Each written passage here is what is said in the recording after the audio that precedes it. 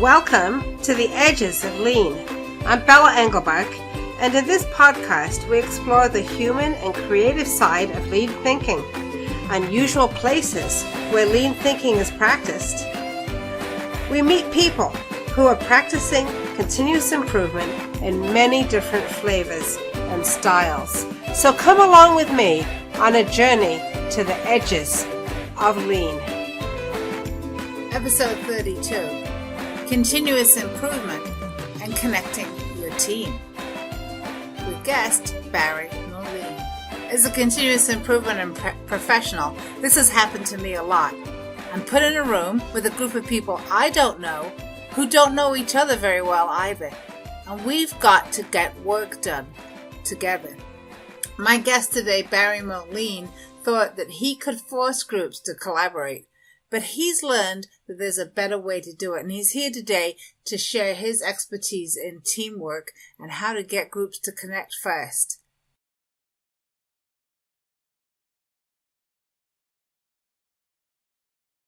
Barry Moline, welcome to the Edges of Lean. Bella, it's great to be with you, and I'm looking forward to the conversation. Barry, I'm very happy to have you here. Your work is very interesting to those of us who work in organizations, which of course is almost everybody who works in organizations. And the time that we're in right now is a very difficult time, isn't it, for people who have to work with other people. And I'm wondering, how did you move in this direction from your career to really start to work on the concepts of collaboration and connection? I've spent the vast majority of my career in the world of trade associations, and that is groups that, there's two ways to look at this. When we hear about those terrible special interests in Congress or whatever that are out there lobbying for various groups, those are the special interests, but they're really just groups of people in society that are representing their members before state legislatures and before state agencies and before the Congress and before federal agencies. So things like the Airline Pilots Association or the Flight Attendants Association, those are just groups of flight attendants that want their voice to be heard. Those associations may provide representation in the halls of government, but they also provide other services too, like education and keeping folks abreast of the latest technologies, various publications, what are the best practices in their world. And trade associations exist for every single industry, out there. So if it's for construction, for example, I work in the world of water and electric utilities, publicly owned water and electric utilities, and I've been doing that for more than 30 years. So in the world of trade associations, we bring people together. People come to the association to get trained on something. They come to the association to find out what the latest news is. And then we also engage with our legislature. I'm out in California. We engage with our legislature on what the ideas that they might have for changes in the energy and water world. Somebody will propose an idea and we'll say, well, that's an interesting idea. Let's see how we should implement that, or what are the pros and the cons of implementing it, or what are some changes that could be made. So it's generally not a contentious environment. It's usually more collaborative and trying to solve problems that are in front of us. And all that is sort of prelude or foundation to, I've noticed over the decades in working in this world where I'm constantly bringing people together to try to solve problems, that it's gotten more difficult, that people their personalities conflict, they're less collaborative, they're more about me versus you versus let's try to solve this problem over here. And as I noticed that, I started to Well, actually, I had one particular situation where I was frustrated. I was working in a community where a lot of people were fighting each other. And in a frustrated moment, I said, does anybody get along anywhere? And I started to Google, what are successful organizations or individuals that have collaborated, worked together, solved a problem together. And I found a bunch of examples and started to investigate. So I wrote a book called Connect, and Connect has 14 case studies in it of individuals and groups that have successfully collaborated, and the examples are very wide ranging. and then the other half of the book are sort of those lessons learned from the case studies. What are the techniques that people use to actually collaborate quickly? I mean, we can figure out how to work together with folks, but I wanted to try to figure out how to get in a room and quickly work together with a group of people so that everyone felt engaged. So that's the quick story about, one, how the book was written, and two, sort of that trend that I've seen. And I guess I'd say, my personal mission to try to bring people together so that they can solve more problems faster. So it certainly is a challenge today for anyone in the workplace. I was just reading this morning about another incident on an aircraft where a flight attendant was attacked by somebody, ended up having to go to the hospital, which was really a horrible thing to hear about. So it does seem as if people are incredibly fired up at the moment.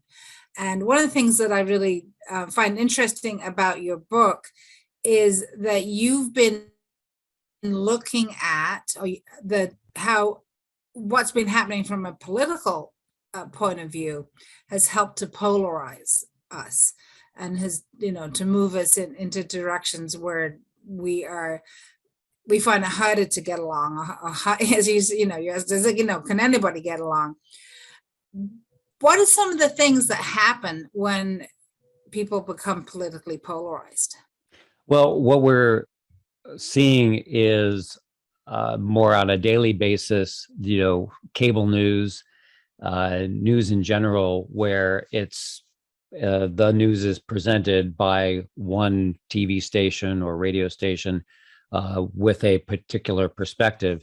So, MSNBC is on one place on the spectrum, and Fox News is on the other, and there are different stations that are farther out on either side, and maybe some closer to the middle. And we tend to go to those news sources that satisfy or reflect our personal views.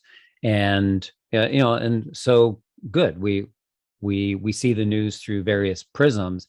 And then when we go to interact with people, so we just go to a party, and we have a conversation with folks about the daily news, and we're approaching it from completely different ends of the spectrum. It's very easy to just choose sides and have a sort of contentious conversation. That's just going to a party. Well, we get people together in the workforce, and we're having a conversation. We're trying to work on a project together, and it's hard to avoid current news, and somebody says something, makes a sarcastic comment about something, and if it's not what you agree with, well, you're gonna fight back and make your sarcastic comment back, and that moves us up. And here's the problem. Okay, so maybe we can say, okay, well, let's not talk about politics anymore, but I'm still angry at you about that, and I may not be talking about it. Now we've got to figure out the numbers in this spreadsheet, or we've got to develop a presentation, or we've got to solve this project that we're working on. And I don't really like you. So I'm not going to really help you that much. And maybe I'll withhold information. And so that polarization, it's also exists on social media. And, that's just, the example I gave was the news, but social media is also highly accessible. Same kind of thing. The news that filters through social media is also news that is slanted to our interests.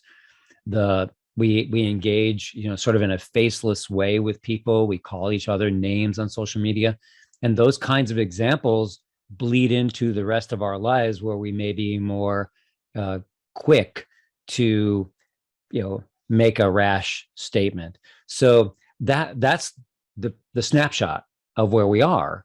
And what we need to do is fight those instincts. We need to recognize, okay, well, that's a problem in society. We're not going to change society overnight. But what we can do is control our own world. We can realize, well, that's a problem. It's good to recognize the problem. Okay, we got a problem.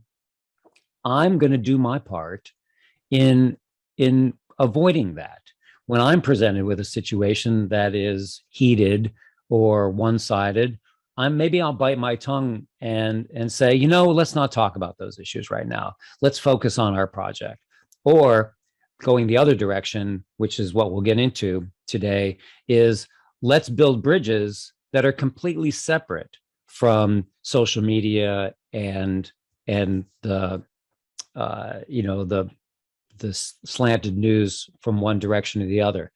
Let's talk about things that are going on in our lives that have nothing to do with those, things that, for example, I'll just give you one example.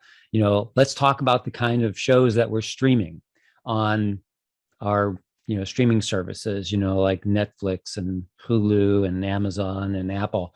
And maybe we can share some ideas about those and get some recommendations about some entertainment to watch.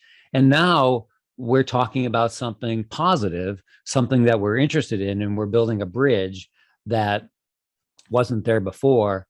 And it's not related to politics. It's related to something that we have in common. And does something else play into too, Barry, that I think right now we're hyper tuned to listening for code words, and you have a list of some of these code words, right? So if somebody uses a term, and I'll just say an immigrant versus say an illegal, if I hear somebody use one term versus the other, I am automatically now going to start listening for, I'll probably make an assumption about the person, and then I will also start to listen for other code words that they're dropping, so that I can form a picture of them that may or may not actually be an accurate picture, right? Oh, absolutely. And these are sort of linguistic tricks that we don't even realize that we're using, or we're being tricked into using.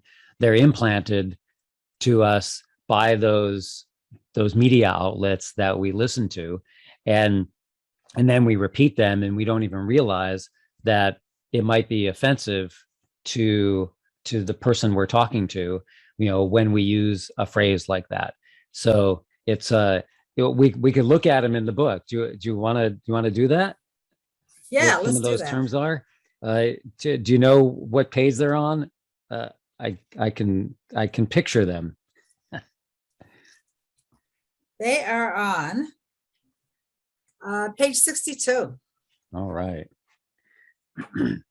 Yeah, and I mean, they're kind of amazing. I remember when I came across these trigger words, and I thought, this is just, I had never really thought about the types of words that we use, the choice of words that we use, and how they could be offensive to someone else. And the most basic example is something like this. Well, if somebody is going out to to play baseball or softball, and they're not going to a game, but they're going to go practice. Well, you practice a softball game. You practice. You go to practice. When there's no game, you don't go to rehearsal. You go to practice. That's what it's called. If you're an actor and you're getting ready for a play, you don't go to practice. You go to rehearsal. And there's, even though the terms are pretty much interchangeable. I mean, I think we could agree that we pretty much know what we mean by those. They have different meanings in those contexts. And so likewise, so that's sort of an innocuous example, but likewise, on the trigger words, these words like Second Amendment rights. Okay, well, that's the right may say that, and then on the other side you'd hear gun control. Okay, so if somebody who is a supporter of Second Amendment rights, they hear gun control, what they hear is, you're taking away my guns. Okay, and a big one out there, and we don't need to get too far into it, but it's pretty obvious, is pro-choice and pro-life, which is related to abortion. And I don't know anybody that is pro-murder, so saying something that is, well, when somebody is pro-choice, they're talking about a woman's right to choose. They're not talking about a woman's right to murder, but pro-life gives that indication, so not to get too controversial, but that's that. And the thing is that, as you say about these trigger words, they kind of have two effects. First is when we hear them, depending on how we are aligned in society, we may have a reaction to them. And secondly, when we hear somebody else using them, we can start to make all kinds of assumptions about that person, which may or may not be true, and we stop listening. Exactly, that's true. Even some things like, a camouflage jacket versus a rainbow flag.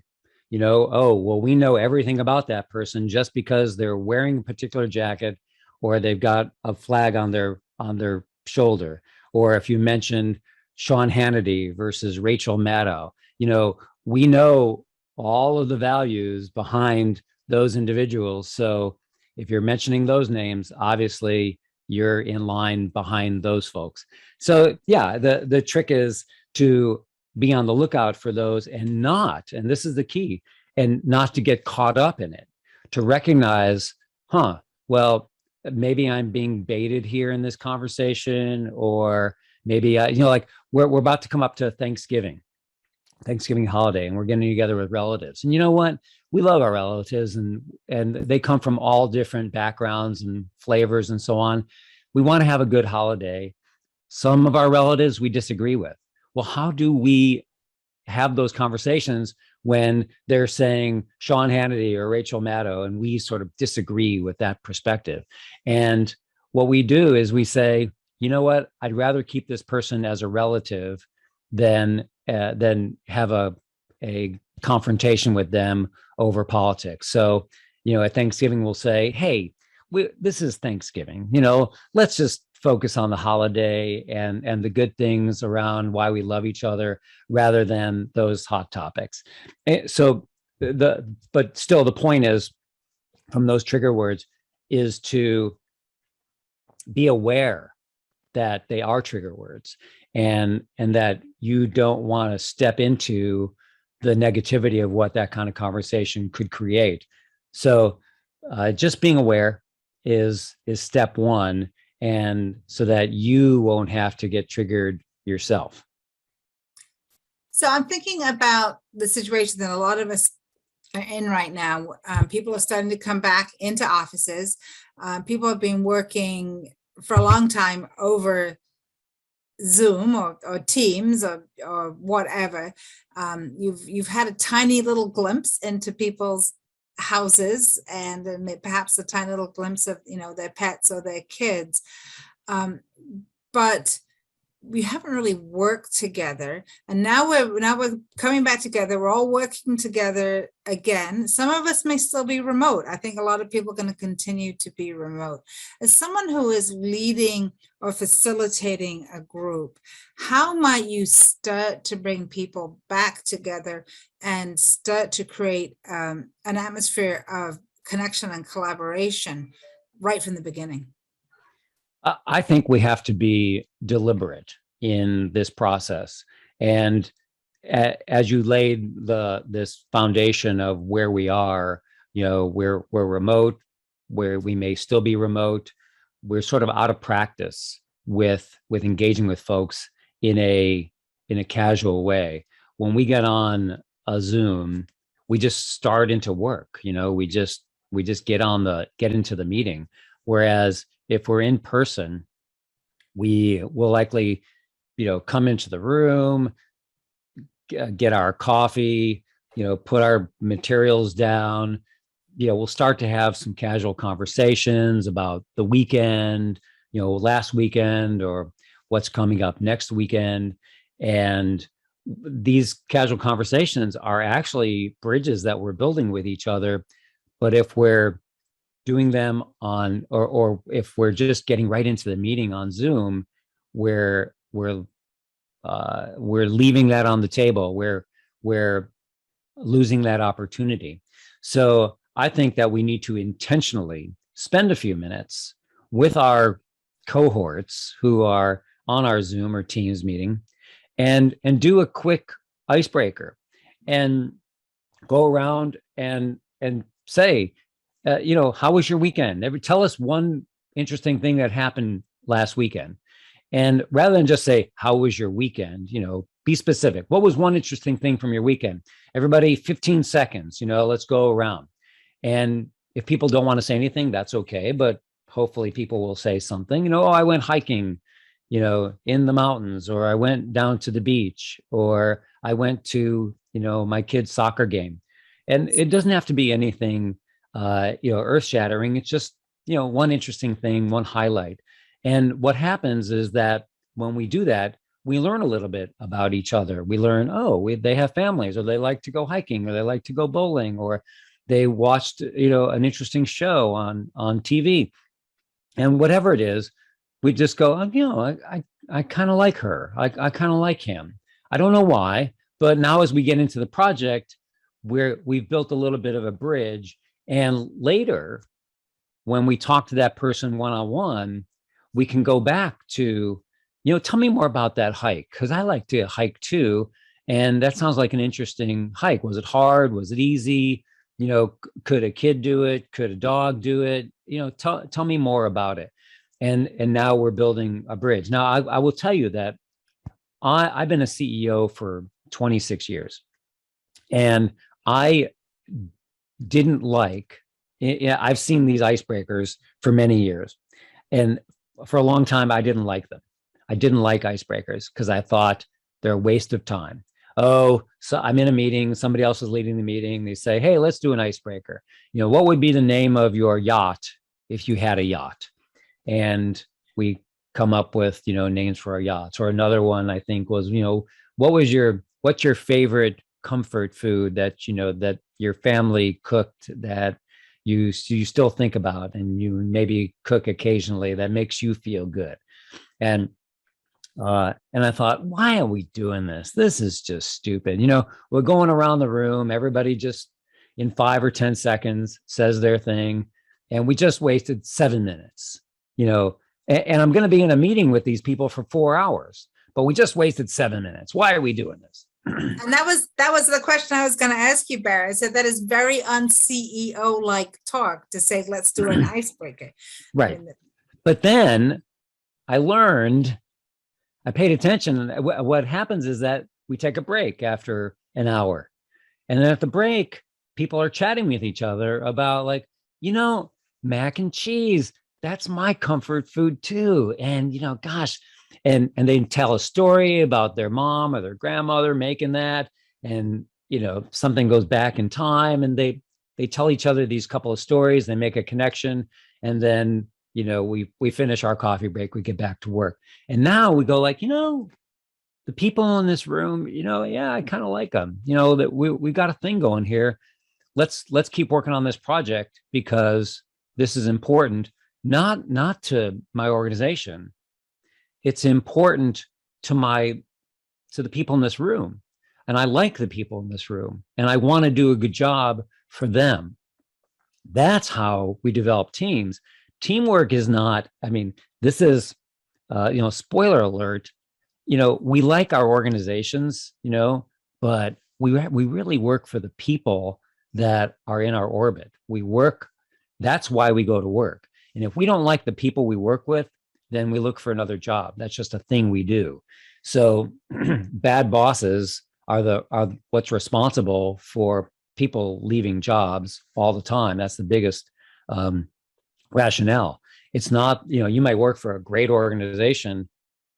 But if the boss is no good or the people on your team are no good, you're not going to stick around. So if we learn to like those people, if we learn about each other, we have a much greater chance of working better together. So what I found was these icebreakers, they always work. They always work. And I'll tell you a quick story. I was in a meeting. It was a negotiation with an attorney, and it was a group of folks. It was about a half a dozen, and we're talking about a tough issue. My organization, and I was representing them, was had one particular slanted view. I wouldn't say extreme, but we had a perspective, and his organization had another view, and we were just not meshing. We weren't coming to a place where we could compromise. And we didn't know each other. We just like plopped in a room and said, okay, well, let's just start talking about the issue. And this was a face-to-face meeting. It was a couple of years ago. And we had a break. And Matt, the lead attorney on the other side, and I stayed at the table. We were just late to getting up and going to get coffee or going to the restroom. And I thought, well, I wrote this book. Let me try something from the book. And I said, so Matt, you have any hobbies? And he tilted his head like, you're asking like a personal question? Like, okay, yeah, I have a hobby. Well, what? Fire dancing. Like, fire dancing? Like, what's fire dancing? And then he stood up and he sort of flailed his arms around in circles, and he took out his phone and he showed me a picture, sort of a video of him fire dancing. And I don't know, it's hard to describe, but you can imagine, somebody with batons of fire and making circles with them. And you see this, you see the fire, moving around. Anyway, so he does this obviously before people in dark places, mostly outdoors where it's safe. And I thought like, wow, this is incredible. And then he asked me, do you have any hobbies? And I thought, well, I play hockey, and I've been playing for decades, ever since I was a kid, and I still play. And she's like, hockey? Like, that's crazy. Don't you get hurt? Like, no, it's a beer league. We play hockey and then we drink beer. We just have fun and we laugh a lot on the ice, but it's not like the NHL, it's not professional. So we laughed a little bit about our fire dancing and our hockey. And then we got back together in the meeting, and the whole tone had changed. And we thought, okay, well, where do we agree? Where do we disagree? And now let's focus on trying to resolve the couple of things that we're disagreeing on, and maybe we can build a couple of bridges. And we figured it out. And now every time that I have to get together with Matt, the fire dancer, we always talk about fire dancing and hockey. We catch up on that first for 2 minutes, and then we get into what we need to. And it's a much lighter, much friendlier conversation, and we are eager to try to resolve our problems than we are to try to divide each other apart. And that's just one example.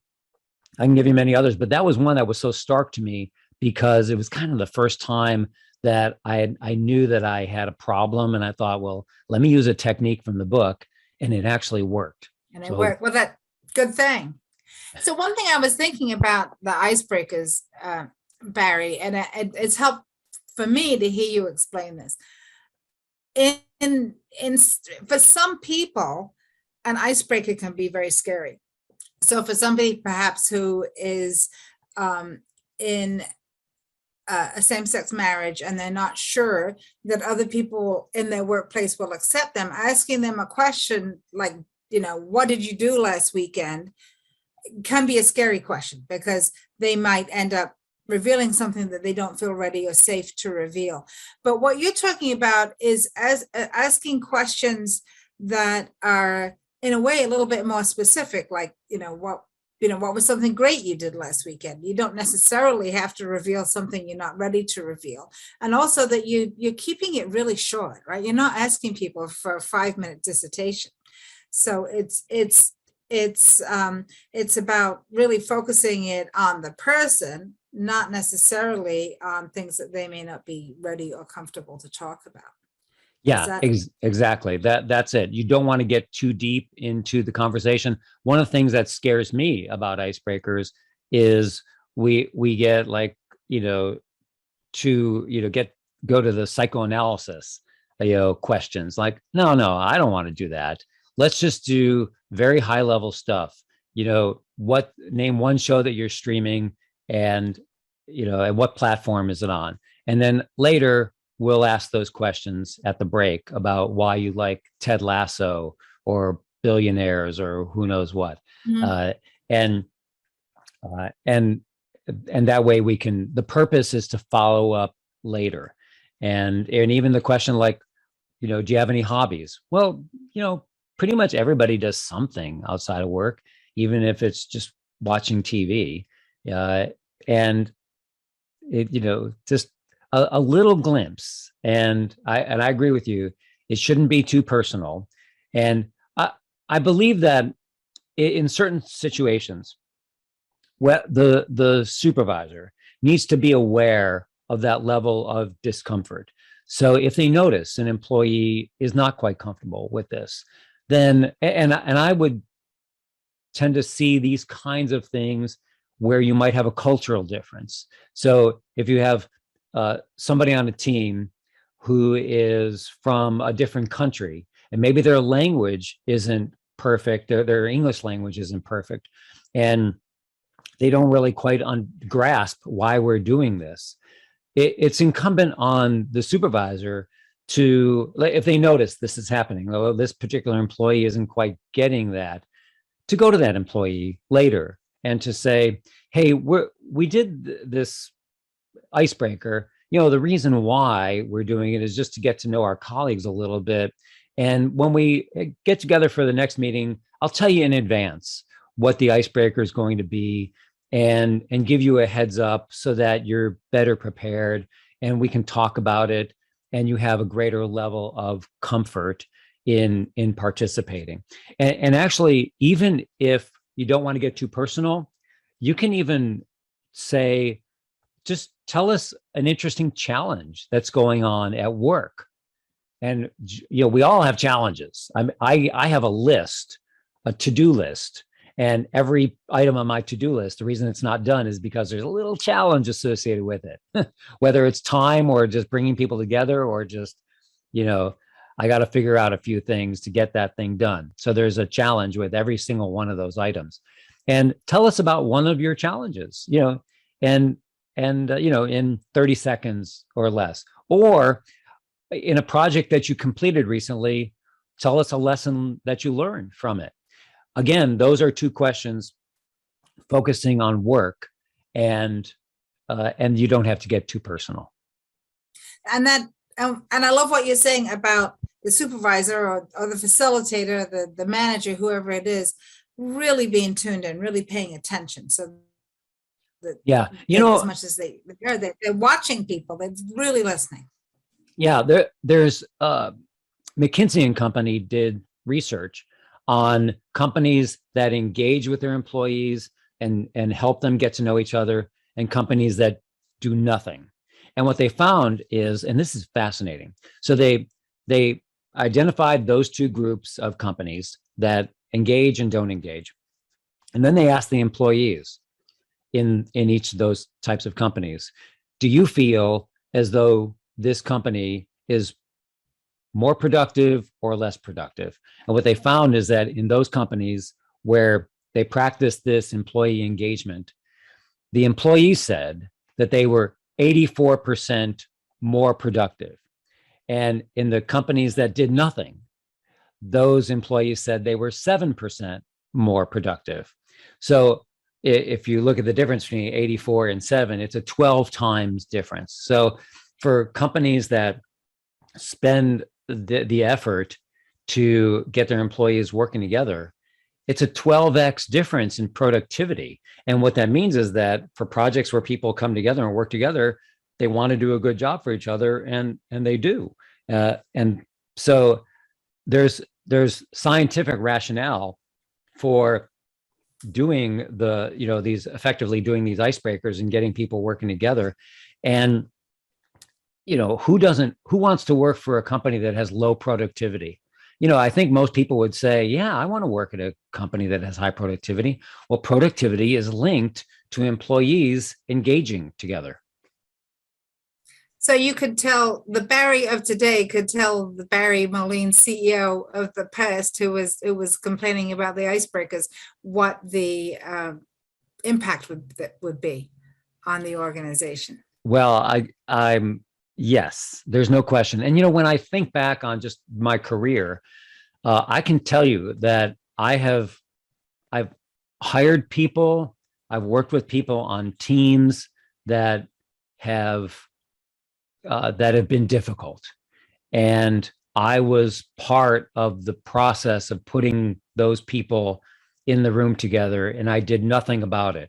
So in certain circumstances, I was on the low end of the spectrum there for productivity.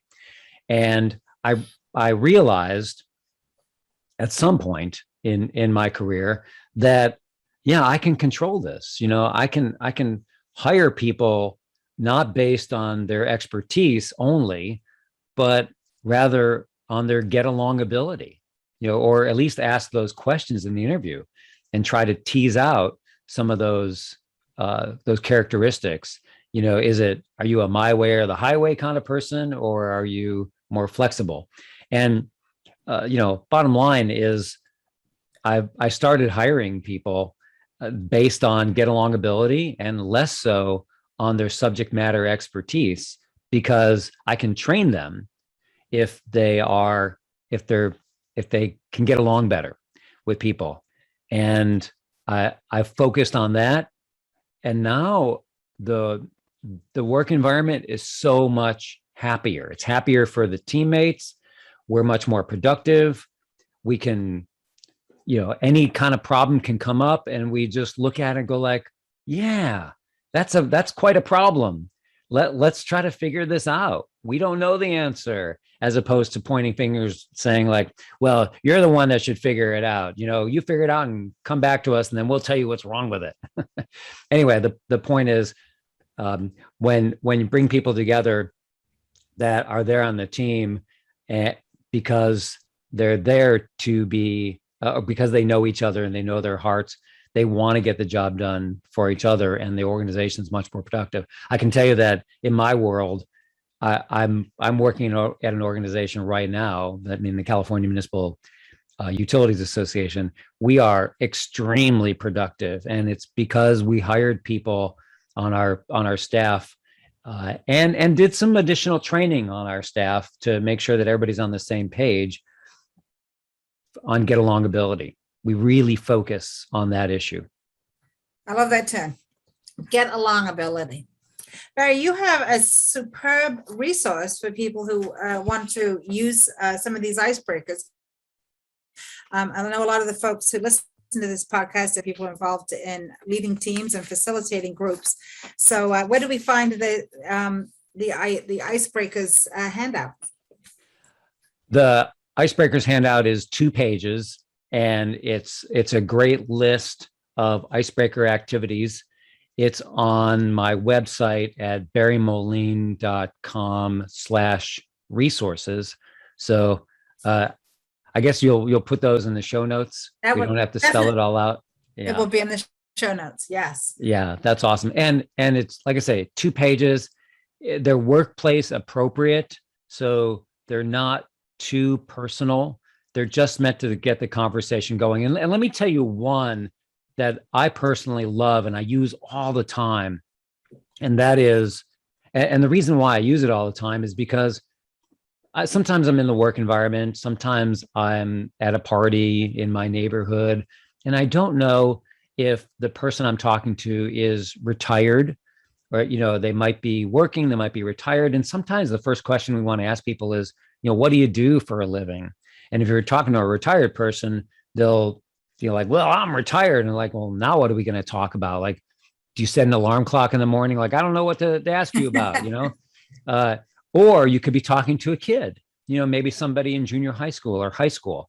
And you're like, well, what do we talk about there? You don't have, what's your major? Well, you don't really have a major, So one question that I love to ask people is, what's got your attention these days? And that question, what's got your attention these days? Everybody's thinking about something. And I've used it so many times, particularly with those two groups, retirees and young people who are students. And they might be talking about, a course that they're working on, or a report that they're writing, or somebody who's retired might talk about, a recent vacation or an upcoming vacation, or they might talk about their grandchildren who they might be babysitting for. And whatever they say, it gives you a channel to talk about something you can ask a follow-up question on. And it works in every situation. What's got your attention these days? I love it. And I highly recommend it for everyone. That's a great question. And I'm just thinking also, when you have perhaps people who have been laid off and haven't found their next position yet, and that's a super question to ask anyone. Barry, I'd like to ask you to wrap up for us by thinking back on what you've learned over the years, and what would be your advice to a young person starting out in their career? Well, I think I would say two things. It's hard to decide which one is most important. I think they're both equally important. But number one is be accountable. And that means, whatever you do, take responsibility. You're doing something, do the best you can. And then whatever it is you produce, whatever ideas you come up with, those are your ideas. And say that, be accountable to that. If you're responsible for getting something done, get it done. And it doesn't matter where you are in your life, in your career, take responsibility for the things that are in front of you. And I think it's a key element, being accountable, of leadership. If you're in the mailroom and your job is to, get the things sorted, that are in front of you, and you're responsible for that, well, you're taking the leadership to get that done. You don't have to be the CEO to be accountable. You're accountable at every level in the organization. So number one is be accountable, be responsible, and get done the tasks that that you're assigned and that you're responsible for, and take the credit and take the blame. If they go right, that's great. If they go wrong, figure out what happened, but say, yeah, that was me. Yeah, I did that, and let's try to fix it. Either way, doesn't matter, but be responsible and accountable. And then the second is be persistent. I found over the years that I'm kind of an ideas person. I see something and I go like, oh, well, there's a good idea. Let's run over there and do that. And shiny penny, let's go over there and do that. And I found that when I became a CEO, I can't do that anymore, because now I'm responsible for the budget and I'm responsible for the people. And I can't have people running off in crazy directions doing things that are not focused on the mission. And we don't have the money to just hire new staff or consultants to get things done. So I created a list of sort of like my crazy ideas list, but just ideas. So if I have ideas, I just put it on the list. And then I look at that list frequently, because the list is actually on page 2 of my things to do list. So I have a things to do list, and then I have my ideas list, and they're right there. And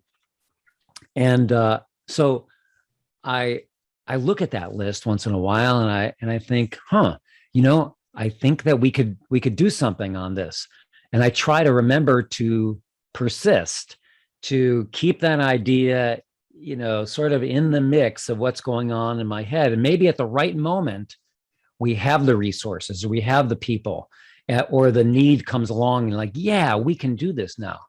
So be persistent. Don't give up, have that grit to continue going. And you'd be amazed at how much you can accomplish by just persisting, by just keeping moving, keeping, a good attitude. And I've accomplished a lot by just following up and waiting for that right moment to implement an idea, because I just didn't let it go. It doesn't mean you push it when everybody else is saying, just quit it, Barry, just quit it. You've got to find the right moment, but still, when you've got an interesting idea, keep it top of mind and be persistent. So it's not just being persistent, which is a great thing to do. It's really being persistent about not letting those ideas go by the wayside. Keep them on the list. Move them forward at the right time. Absolutely. Great advice. Thank you, Barry Moline. And Barry's book is Connect with an exclamation point. How to quickly collaborate for success in business and life. And he has this on his website. There is the list of icebreakers. So give them a try. Thank you so much, Barry Moline, for joining us at the Edges of Lean. Thank you, Bella. It's been great talking with you. I really enjoyed the conversation. This is Bella Engelberg, and I'd like to thank Barry Moline for being my guest on the Edges of Lean. What are you going to do to help your teams connect? Let us know what you think. And if you like the Edges of Lean, the best thing you can do for this podcast is to tell a friend. Have them check us out on YouTube or on any of your favorite podcast players. And also check out my friends in the Lean Communicators community at leancommunicators.com for more great lean and continuous improvement content every single week. The Edges of Lean is written and produced by Bella Engelberg. This is a Lean for Humans production.